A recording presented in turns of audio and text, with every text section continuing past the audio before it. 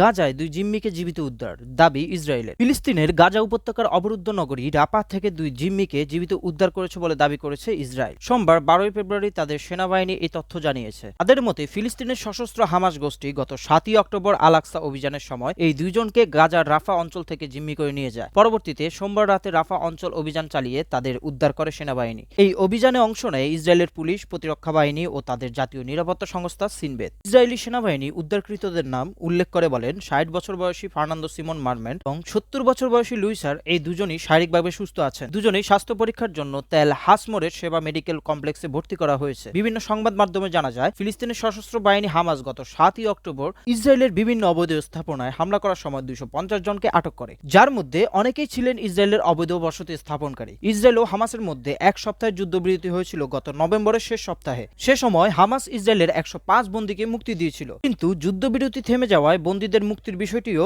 স্থগিত হয়ে যায়। পরবর্তীতে ইসরায়েলি বাহিনী জিম্মিদের মুক্ত করতে একাধিকবার বিমান হামলা চালিয়েও জীবিত কাউকে উদ্ধার করতে ব্যর্থ হয়। অবশেষে 128 দিন পর দুই জিম্মিকে তারা মুক্ত করতে পেরেছে বলে দাবি করেছে। অন্যদিকে কাতার ভিত্তিক গণমাধ্যম আল জাজিরার তথ্য মতে সোমবার রাতে ইসরায়েলি সেনারা রাফা অঞ্চল ও মিশর সীমান্তবর্তী অঞ্চলে ব্যাপক বোমা হামলা চালিয়েছে, ফলে অসংখ্য ফিলিস্তিনি আহত ও নিহত হয়েছে। তবে বোমা হামলার সঙ্গে জিম্মিদের উদ্ধারের কোনো যোগসূত্র আছে কিনা তা এখনো জানা যায়নি। তাছাড়া হামাসের কাছ থেকেও জিম্মিদের জীবিত উদ্ধারের বিষয়ে কোনো তথ্য পাওয়া যায়নি। গাজার সবচেয়ে দক্ষিণের শহর রাফা অঞ্চলের জনসংখ্যা হচ্ছে 13 লাখেরও বেশি, যাদের অধিকাংশই ফিলিস্তিনি নাগরিক।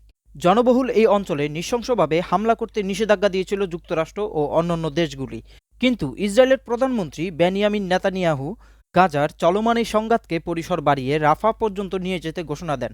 ফলে নিষেধ অমান্য করে ইসরায়েলের সেনারা হামলা চালিয়েছে। এসব হামলায় 60 জনেরও বেশি নিহত হন এবং আশেপাশের অনেক ঘরবাড়ি ও দুটি মসজিদ ধ্বংস হয়ে যায়। বর্তমানে সেখানে খাবার, পানি ও চিকিৎসার তীব্র সংকট দেখা দিয়েছে। আপনাদের মতামত জানাতে কমেন্ট করতে পারেন। ধন্যবাদ।